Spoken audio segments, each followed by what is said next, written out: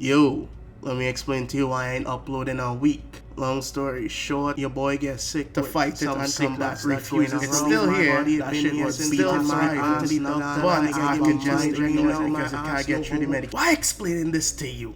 You don't care about my health. You just here for the funga content. Ignore that. That's just my attempt to emotionally manipulate you right there. Did it work? Let me know in the comment section. Today we're gonna be discussing which character would actually win Termina? Who would claim the souls of all the other contestants and actually win? We'll be analyzing the weapons that they start off with, the feats and abilities that take place during the game, and we will be power scaling every contestant in Fear and Hunger to Termina today. I mean, we all know that Needles would actually win Termina because he could just fuck everybody up apparently, no matter who it is. He even managed to kill Osa, if you let him. But, you know, let me get into it. Starting off with the least likely person, I think we all already know who the fuck this is, let me be real. It is Olivia. Wheelchair bound during a death tournament. Like, no amount of medical knowledge, no amount of alchemelia is about to help you in this fight. And if we go in lore-wise, canonically, she ain't even have the wheelchair. Somebody have to bring the wheelchair to she. So she done under prepared. She has zero chance of ever winning Termina. Like, I ain't even trying to be a hater, I just being realistic. Argue with a wall. Next least likely person I gotta be real with you is Samari. What's she like? Just like a high school girl, essentially? She ain't come here equipped with anything aside from like a knife, which the only feat she have with that knife is essentially killing Marina's father, if you let it happen. So she old man level in speed. Oh my bad. She actually hit him off guard too, because he wasn't expecting the assault. So at most, she killing Cura if she catch him off guard and intoxicated and missing 2 arms and 2 legs. You know, she ain't winning Termina, let me be real. Next up on least likely to win, I would say Tanaka, because you ain't winning the Festival of Termina if your starting loadout is a briefcase. Yeah, just a worker's briefcase. You are a salary man. You ain't built to be out here in these murdering streets. You ain't have no abilities, you ain't have no powers. Nigga, what you about to do? Scare them away by telling them how much depth they're about to be in? Like, it's no wonder this man to just constantly die 24/7. Honestly, I should have called this man name first, but, you know, I ain't biased out here, I being realistic. He'd survive, you know, better than the aforementioned characters. Next person I have on the list is Dan. Yeah, the doctor. Like, I ain't gonna lie to you, bro. He might be strong in game, but if we was to analyze this nigga as a character and consider realistic circumstances, that doctor precision and medical fucking field experience ain't really about to do shit when you just need to beat somebody to death now. I kind of feel like he and Hendrick could honestly be interchangeable, like either could be in either position on this list. But I'll give it to Dan because, you know, he'll have more precision and know where to strike compared to Hendrick. You might be thinking this is an editing error because I put Dan before Hendrick, even though I just yap about all that shit. But no, this is the power of hindsight right here. Hendrick is beating Dan's ass. I went and tried to fight him as Dan, and fun fact, Hendrick gets 2 turns off for every 1 that you get, meaning he is stronger and faster than you in base. Why the fuck did I just say base? Next person I put on the list, I'll put Hendrick in there. Because Hendrick, although he's just a chef, like all this nigga does do is cook and poison people like a little bastard, he know how to use a knife. You could use a knife in more ways than just, you know, cutting up vegetables. You could cut up people. And I feel like if he was to fight anybody mentioned before him on the list, he would beat the ass. Next up is the disgusting bastard Cura. And even though I hate him, even though I cannot stand even talking about him, I need to be realistic and unbiased. He's smoking everybody before him. He have experience with crime, so he probably have, you know, experience fighting people, fucking people up, things like that. He also coming with a better weapon than them, which is a lead pipe, not a knife.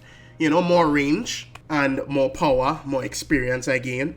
Not to mention, he out here walking around with pipe bombs. Maybe I should have him higher considering he walking around with pipe bombs. But the other people, I feel like, you know, they'd fuck him up. Next on the list, we have Abella. And I honestly want to give she props because she is one of 2 characters in the game that actually capable of just absolutely restraining the fuck out of any contestant if they step out of line. But it have a certain prerequisite that I just literally cannot put her above a couple of characters that will be coming in the future due to, well, imbalances, I'll say that. A very big imbalance in my personal opinion, but we'll get there when we get there. We're not discussing that right now. She just have a wrench and overalls. She ain't making it far, bro. I'll be real with you. As biased as I am, she ain't making it far. Next person on the list, I say Marina. Why you ask? Well, it's because that bitch know Olivia. Now I have to explain that word again. Black magic, essentially. She know that flesh puppetry, and she also knows how to raise people from the dead. So if we was to be pitting contestants against each other, you ain't fighting just Marina, let me be real. If somebody dies, you fighting Marina and somebody else too. And flesh puppetry. So, like, you're kinda outmatched to a certain extent, unless you have the prerequisite that we'll be getting to soon. Trust me, it's very strong. Next person on the list, we have Marco. You don't know why we have Marco here. He had the most combat experience, well, hand-to-hand combat experience at least, of any character on this list. So I personally believe that if push comes to shove and it's a 1v1, even with a weapon like Caligula's pipe or, you know, these people using knives, I think Marco would fuck them up. Fighters and regular people just, you know, it have a massive fucking difference, you feel me? And Marco have that massive difference. Also, technically, he's faster than everybody, considering that for every 1 attack everybody gets off, he gets off 2 with his bare hands. He's very quick. Next person on the list, personally, I'd say it is August. He coming in here prepared, he have a bow and arrow, he armed, he agile, he quick with it. Like, it honestly have absolutely zero fucking reason for Karen to be killing this man in the lore, but hey, it happens, so I can't put him above Karen. Plus, you know, Karen have the prerequisite that we're going to get to after I finish list off this fella right here. He a strong contender to win, but let me talk about that prerequisite now. It have a famous quote from Bruce Lee saying, "I do not fear the man who knows 1,000 kicks. But if that nigga have a gun, hey, I ain't fucking fighting him." And that is exactly what 3 out of the next 4 characters have on them. Guns! Guns make a massive fucking difference. Starting off with Karen, the trigger-happy journalist. She walking around with his Luger or 9mm. Hey, I don't know the specifics. I ain't a gunman. But what I do know is she good enough with that gun to kill August. And if she could kill August, she could probably kill majority of the people on them below she too. So she could get a spot right here. Next person I believe with the best chance of winning is my boy Levi. Yeah, he mentally nerfed. Yeah, Caligula just kill him in the law. Yeah, I don't give a fuck. I'm pushing an agenda right here, right now. Well, you call me a hypocrite? And? Levi is probably the best character with guns, no doubt about it. His skill tree is actually, you know, just revolve around guns and handling them to begin with. So if Levi shooting at them on the battlefield, he ain't missing. Coming in at 2nd place, in my opinion, of who would be winning Termina most likely, I say that nigga Pav. Yeah, he does get one shot by the Kaiser. Yeah, that nigga don't provide anything for the story. Yeah, he pretty much useless other than that one scene. But hey, if we gotta be realistic, Pav is essentially Levi without the mental nerfs.